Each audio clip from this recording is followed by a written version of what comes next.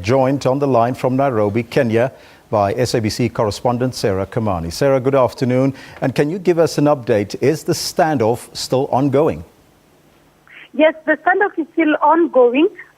The Kenyan Minister for Internal Security has just given a press statement where he's saying that now the Kenyan government can confirm 59 people have died and 175 have been injured, more than 1,000 rescued. But inside the mall, the government is saying there are 30 people in the standoff with the hostages.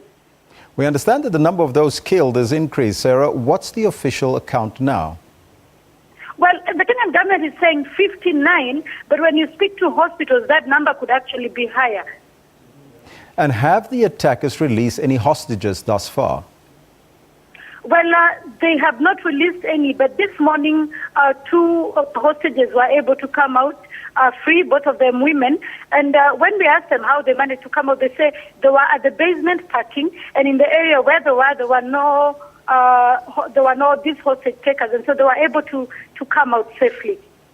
Now, we understand the Kenyan Army reinforcements have arrived in the area around the mall. Is there any indication if they will attack the hostage takers? Well, they have been in there. Actually, this is just a new group that is coming in, almost like giving reinforcement. What happened is this morning we actually saw two of them coming out with gunshot wounds. So looks like it's a very delicate situation even for them. Because what we understand is where the hostage takers are holding is the same place where the victims are. And we also understand that some of them are actually using their hostages as human shields.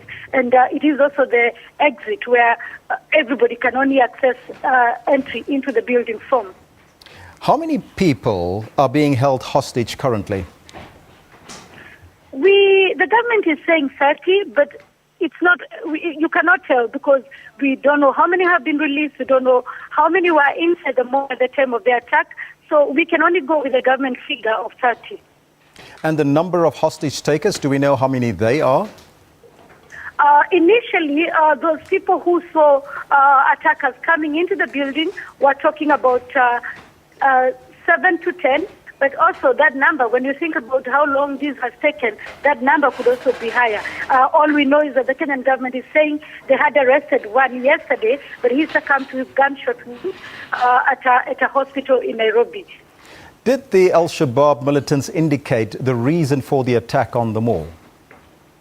In their Twitter account, which was brought down yesterday, they had indicated that the reason that they actually attacked Kenya, the Westgate Mall, is because the Kenyan government has troops inside Somalia. They say they have warned the Kenyan government severally to withdraw their troops from Somalia, but the Kenyan government has not heeded those warnings, and so this was a retaliatory attack. However, Uhuru Kenyatta says they have defeated the Al-Shabaab inside Somalia, and he's promising that even here in Kenya, they will defeat them. That's our East Africa correspondent, Sarah Kamani from Nairobi.